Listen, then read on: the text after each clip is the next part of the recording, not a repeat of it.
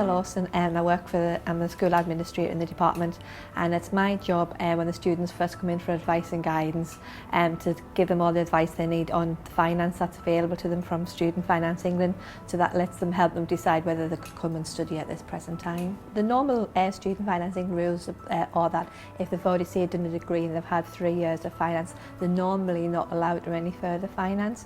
But with ourselves, because they're doing an initial teacher training course and they need the qualification to be able to get into teaching, Student Finance sort of overrides that regulation and obviously lets them have further finance with ourselves. My name's Leanne Abraham. I'm business support for the School of Education. One of my areas of responsibility is administering the further education bursary scheme.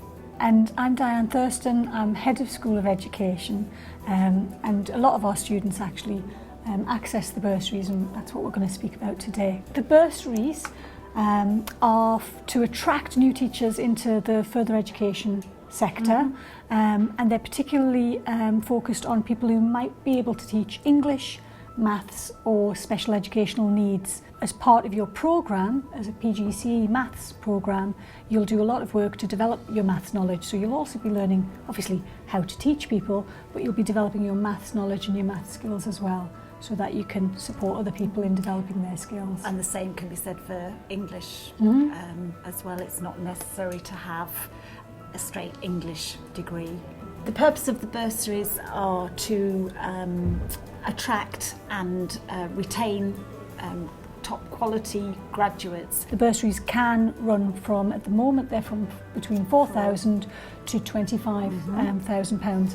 But of course that depends on the subject. So someone who's got a first class degree in maths, well obviously they're at the £25,000 level, but you know the classifications for the other subjects go down. For English and for teaching SEN, special educational needs, you need a minimum of 2-1, whereas for maths, as long as you have a third honours degree and at least a B at A level, you're eligible for the bursary. So it does change depending on the subject area. If they're a part-time student, it's quite easy. All they're entitled to is a tuition fee loan, and this is basically the amount of fees that the course would be costing them at the present time, and basically they would apply for that, and that's what all that they would be entitled to, and then obviously they would pay that back to Student Finance England when they were earning over the amount that Student Finance would have in place for the year that they borrowed that money from.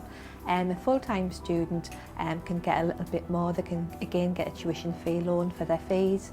They can get a maintenance loan for living costs. This is means tested on their personal situation. So there could be a dependent student living with their parents still, or there could be a non-dependent student living on their own. They could be married and have children. So all their circumstances are taken into consideration when they apply for the loan, and depending on that as to how much obviously they're awarded.